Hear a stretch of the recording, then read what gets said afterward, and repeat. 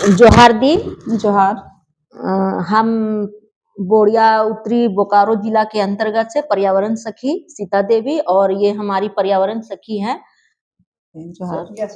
ये हमारी ज्योति दी है जो कुरपनिया से हैं, पर्यावरण सखी में जुड़कर काम कर रही है। और ये हमारी बोरिया दक्षिणी से हमारी सुशीला देवी जी दीदी, और ये हमारी जारंगी से दीपमाला दी पर्यावरण सखी में जुड़कर कार्य कर रही है। और ये हमारी रेखा दी जारंगी से ही है, पर्यावरण सखी में जुड़कर कार्य कर रही है। और मैं सीता देवी, और मैं आप अपना परिचय दे दीदी कि आप अपना नाम और क्या कर रही हैं। मैं गिरिजा देवी, बेरमो प्रखंड प्रमुख। तो हमारा आपसे एक सवाल है दीदी, प्रदूषण को कम करने के लिए आप क्या उपाय कर सकते हैं, उसके बारे में कुछ सुझाव दें। सबसे पहले तो सभी पर्यावरण सखी बहनों को मेरा नमस्कार, जोहार। आज आप लोग हमको यहाँ इस बुलाए हैं, बहुत अच्छा लग रहा है आप लोग से मिल करके। और आपने जो सवाल किए हैं उससे थोड़ा सा हम अलग जवाब, पहले हम सखी जो आप लोग हैं, सखी बहन लोग हैं, पर्यावरण सखी बहन लोग, आप ही लोग के बारे में आप लोग का ही परिचय करवाते हैं। आप लोग का कार्य से आप लोग ने जो पिछले वर्षों से, पिछले दिनों से जो भी कार्य यहाँ बेरमो के अंतर्गत कर रहे हैं, आप लोग बेरमो प्रखंड के अंतर्गत, तो बेरमो प्रखंड के अंतर्गत जितने भी एरिया हैं, जितने भी क्षेत्र हैं, ये प्रदूषण से भरा हुआ क्षेत्र है। माइनिंग हो गया, बीटीपीएस पावर प्लांट हो गया, जरंडी कोलवरी हो गया, उधर कथारा कोलवरी हो गया, गोविंदपुर कोलवरी हो गया, इधर कारो कोलवरी हो गया, उधर अमलो परियोजना हो गया। मतलब सारा परियोजना जितने भी कोलवरियां हैं बेरमो अंतर्गत, ये 7-8 कोलवरियां जो हैं, ये पोल्यूशन से भरा हुआ एरिया है।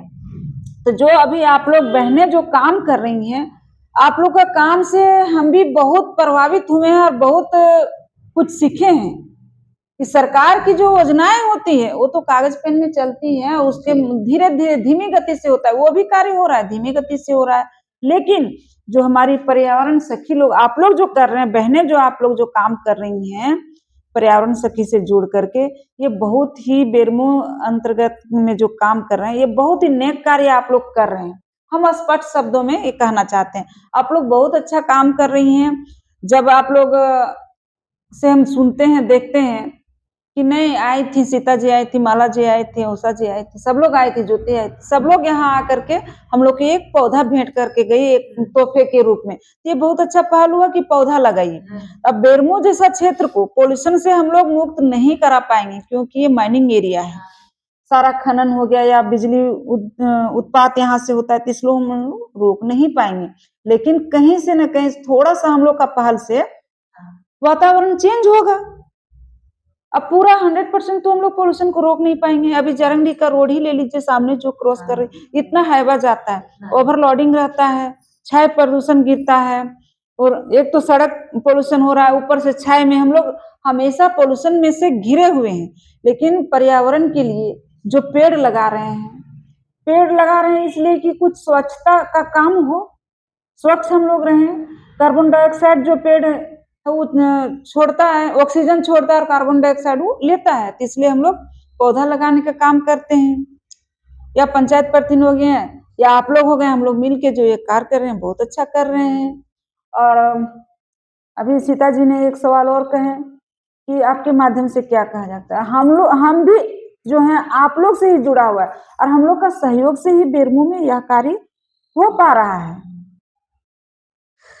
दूसरा सवाल है कि हम आप पर्यावरण से जुड़े हुए तो हैं, आप ब्लॉक स्तर से भी हैं, क्या सुझाव देना चाहते हैं, और क्या क्या आपके माध्यम से हम लोगों को सहयोग मिल सकती है, उसके बारे में कुछ बताना चाहेंगे। तो आपका भी यह सवाल बहुत ही अच्छा है। इसमें मेरे माध्यम से नहीं, एक सिंगल कोई व्यक्ति चाहे कि हम यहाँ स्वच्छता ले आएंगे, हम साफ सफाई यहाँ कर पाएंगे, ये असंभव है। हम लोग सबका सहयोग से यह काम हो पाएगा कि हम अपना आसपास का पूरा तो नहीं कर पाएंगे, लेकिन अपना जब हम अपना घर और पड़ोस को जब साफ रखेंगे तो उम्मीद है कि पूरा बेरमो स्वच्छ रहेगा। तो कचरा जो हम अपने बारे में या आप लोग के बारे में, हम तो हैं ही स्वच्छताग्राही, एक तरह से स्वच्छ रखने वाला पर्यावरण दीदी हैं आप लोग, तो हम लोग तो स्वच्छता से जुड़े हुए हैं ही। लेकिन मेरा कहना है कि और भी लोगों को जागरूक करना है कि जगह जगह जो सरकार के द्वारा सरकारी माध्यम से कूड़ादान बनाया गया है, या पहले भी जो हमसे भी पहला पीढ़ी जो था, जहाँ कचरा फेंकने का एक स्थान रखा, वहाँ कचरा फेंकें।